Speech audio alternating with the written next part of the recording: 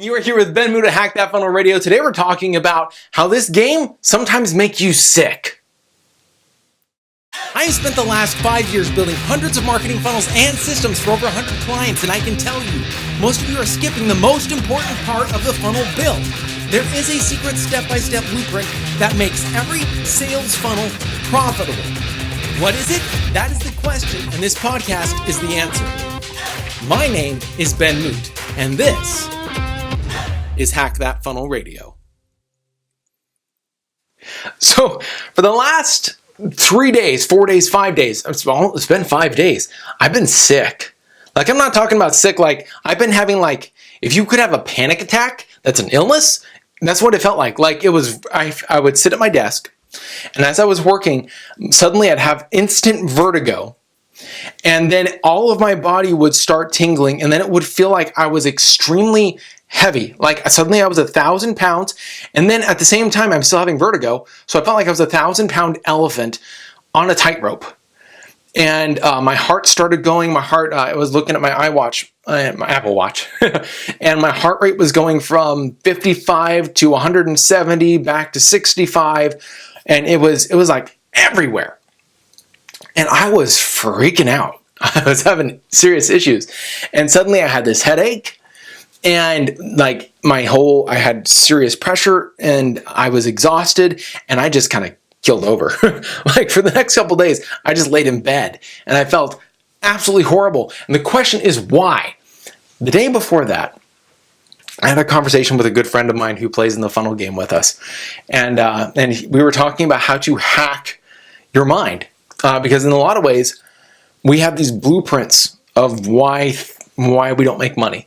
He was talking to me, he was asking me why I hadn't reached a certain income goal yet.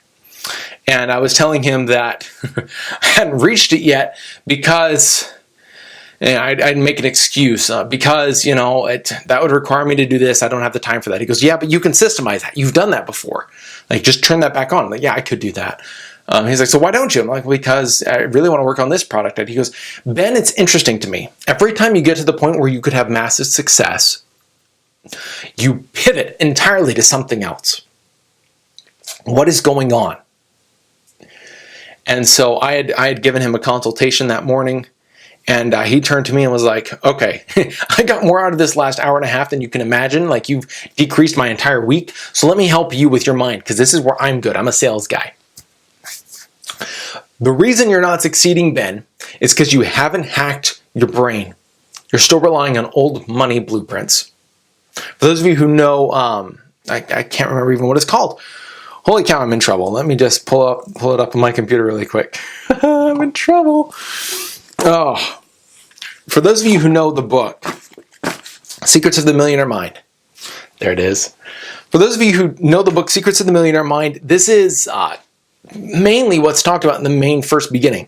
And as a sales professional, he saw this all the time. He was like, I've seen people who have the ability to make sales, who are capable of making sales, and who only make a certain amount and get sick right before they're able to go forward, and then they just go back to the normal blueprints. What's the difference? Why is that? And so we started talking. He's like, okay, Ben, I need you to get out a piece of paper. So I got out a piece of paper. For those of you who are on YouTube, you can see the piece of paper. If you're not on YouTube, that's okay. I'm going to read it out to you. We're going to be good. And he said, I need you to take out a piece of paper. What you're going to do is you're going to write everything you heard about money as a child. Okay? So what are all the statements I've heard about money, wealth, and rich people as a kid? What are those things that I've heard? And then how's that affected your life so far? And then what you're supposed to do is you write down this big list. And at the end of the day, you read this every single day, you put your hand over your heart, and you say, what I heard about money isn't necessarily true. I choose to adopt new ways of thinking that support my happiness and success. And then if you follow the Millionaire Mind, you then put your hand on your head and say, I have a Millionaire Mind. So I started writing out my list. I got sick the day I started writing out this list. And the day I got better, last night, yesterday, was the day I had a breakthrough where I finally was able to let this go. Literally, it lifted. In my personal opinion, most illness is all emotional. And so this was definitely true for me. This is just the way it is. I'm, as an entrepreneur, as a funnel hacker, I work with a lot of people who are who work in the health industry or who work in this industry. I've worked like everywhere, and I've heard all the different pitches, all the different ideas, and I love listening. And one of the things that I love from all my naturalist wellness friends is that they talk about the importance that your health is first mental. And so you make sure that your head is right, and then everything kind of takes care of itself in a lot of ways. You can do other things that will support it, but that's the underlying issues. And so I started to go in here. And these are the things that I've listed. While I list this, I want you to get out a piece of paper or start taking mental notes, or flip out your phone if you're not driving or you're not running because you don't want to run into a tree. Take out your notes and take whatever resonates with you, write this down. This is very interesting. Here are the things that I've heard. I'm not made of money. We can't afford that.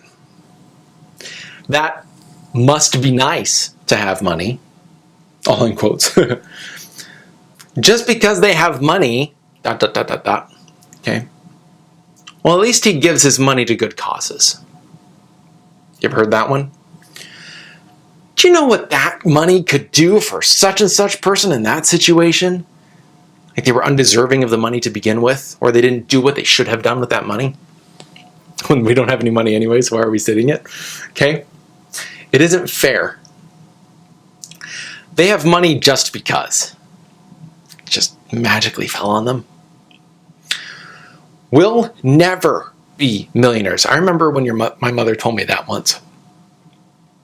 And she may or may not remember it. And you know what? We all have money blueprints. I'm not saying anything against my mother. Me and my mother are best friends.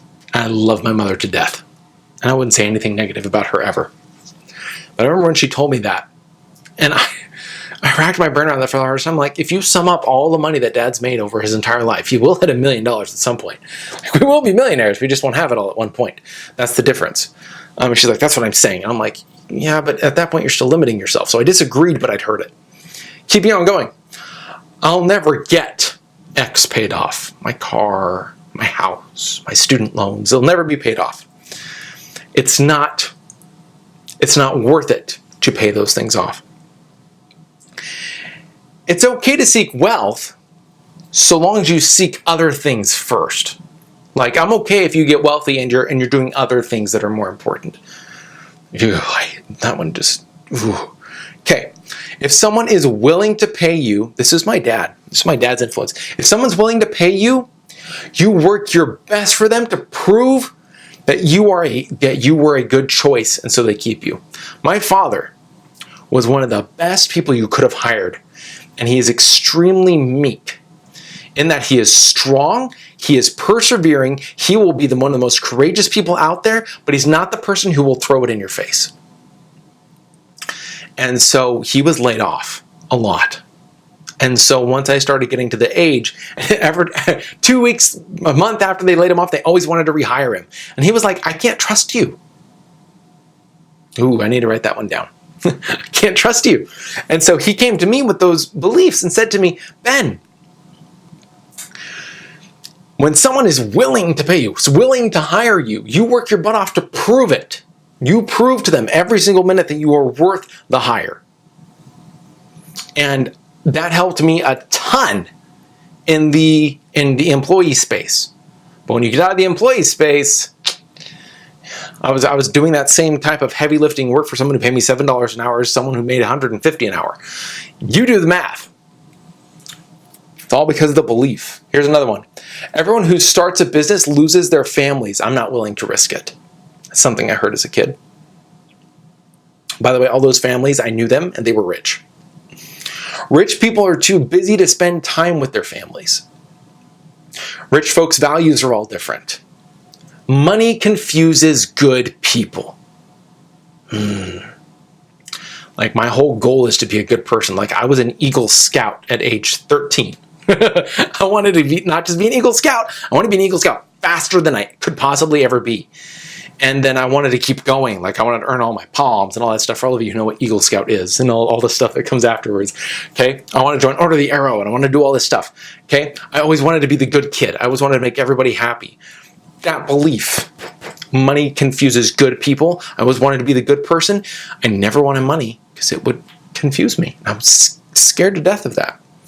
Money can be like a poison corrupting good people. Okay? A whole bunch of beliefs. I'm still writing them down as they come. And as I was writing these down, I literally got sick. And it's okay, so long as you keep working on it. There were a couple days I did not work on it. I just felt horrible. And I just laid there feeling horrible. My wife would come in, honey, are you okay? I'm like, I don't know. I really don't know. I'll be okay, but this sucks. And the light bulb turned on when I was literally able to say, those beliefs are not true. A lot of these things you write down as statements you heard. Some of them you're like, well, yeah, that's the fact. Like, money corrupts people. Okay, that may be a fact for you, but it's not the truth. The truth is different. There are people who have money and who are, for lack of a better word, godly, righteous people. Okay, there are people who deserve every ounce of that because, not because of what they do with it, because of who they are and what they stand for and what they've done to provide value in the marketplace for it. There are things that you don't remember as a kid that have been implanted. They may or may not be correct, but your job is to write them all down and simply state, you don't state, these are all wrong, putting your hand over heart. You don't say, these are all wrong and I will never do these. No, what you state is, what I heard about money isn't necessarily true. I choose to adopt new ways of thinking that support my happiness and success. I choose to adopt new ideas. I choose to change. I choose to change. A lot of what we do in this whole space of business, we talk about making the money, we talk about getting the rapport, standing on stage, we talk about getting, all these different things. They're great, like they're ego boosters. That's nice, okay? But the real reason a lot of people are in business and they stay in business is because it is the biggest self-help program available. Because you hit these walls, you hit these blueprints, you hit these pain points, and the only way to get past them is to grow yourself first. You have to grow yourself before you can grow anybody else, before you can grow your team, before you can grow your systems. You have to change. But you have to be excited to change. I was scared to death of changing last week.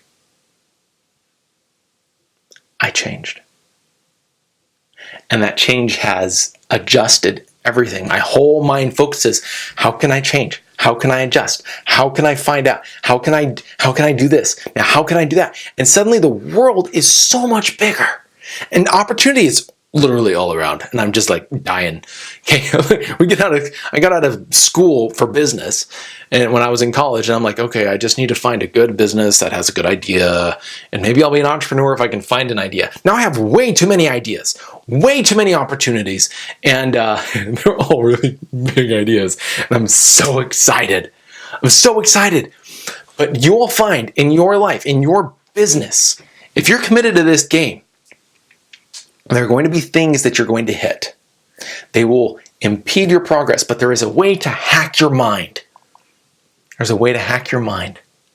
And the way to do it is literally to be excited to change. Put your hand over your heart and say, what I heard about this isn't necessarily true. I choose to adopt new ways of thinking that support my happiness and success. Then you can put your hand on your head if you want and do the rest. Total props to T. Harv Eker. Thank you. Thank you to my friend. Thank you to so many people. Guys, a lot of the times you see the person on the video, you see the person who is talking, you see all these things. We stand on the shoulders of somebody else who gave us the confidence and the hope and the faith to do more.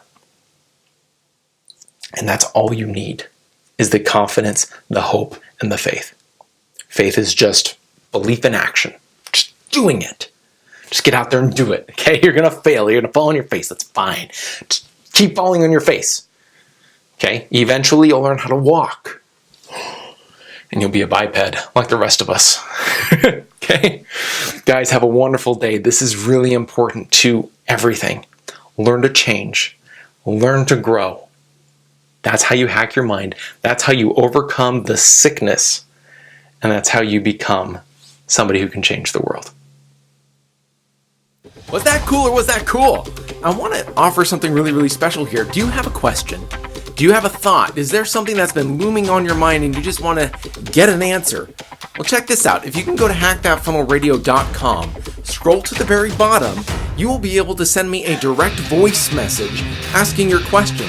And if I can, I will put it on the podcast. I'll literally put your voice on the podcast and I will answer your question directly. That sound good? All you have to do is go to hackthatfunnelradio.com, scroll to the bottom, record your question, and I will get back to you.